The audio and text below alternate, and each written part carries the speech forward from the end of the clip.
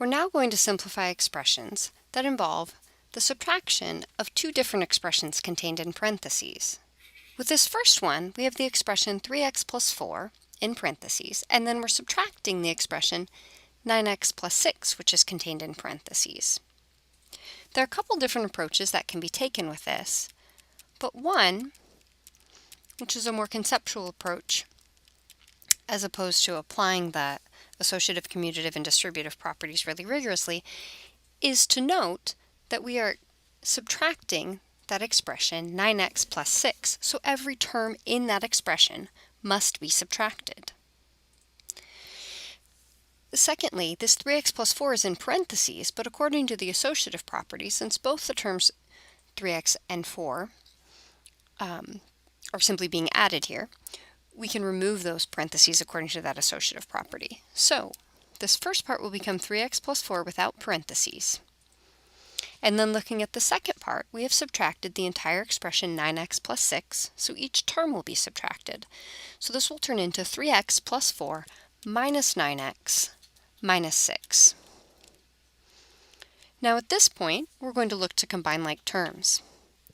With 3x plus 4 minus 9x minus 6, we have 3x and negative 9x that can be combined to negative 6x. Similarly, positive 4 and negative 6 are both constant terms and can be combined to negative 2. So we'll write this as negative 6x minus 2.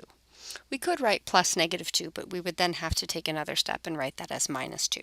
So we'll simply write negative 6x minus 2. In this next example, we have the expression 12t minus 10 in parentheses, and then we're subtracting 2 times the expression 6t plus 5, which is in parentheses. With this one, we're going to need to distribute the 2 across the expression 6t plus 5. Similar to our last example, with this first expression 12t minus 10 in parentheses, we will be able to drop those parentheses according to the associative property. So starting out, this 12t minus 10 minus 2 times the expression 6t plus 5, we can drop those first parentheses and get 12t minus 10. And then in this next one, we're going to distribute this 2 across. So we will have minus 2 times 6t minus 2 times 5. And simplifying that through, we have 12t minus 10. We have minus 2 times 6t, so we have minus 12t. And we have minus 2 times 5, so we have minus 10. Now, we want to look to combine like terms. We have 12t minus 10 minus 12t minus 10 again. 12t and negative 12t simplify to 0, so our final expression will not have any variable terms. Negative 10 and negative 10 combine to negative 20, so this entire expression will simplify down to negative 20. If we wrote 12t and negative 12t, if we combine those to 0t, that would simplify to 0. So if you're wanting to know where that t term disappeared, it was that 12t and negative 12t, when added together, equal 0t, which is 0.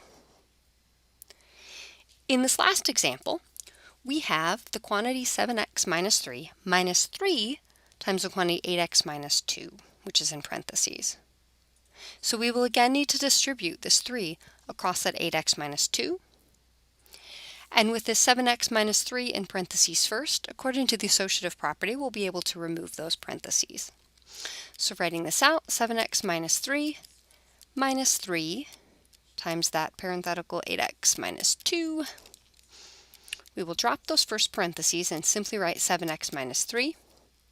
And now we'll distribute this 3 across 8x minus 2.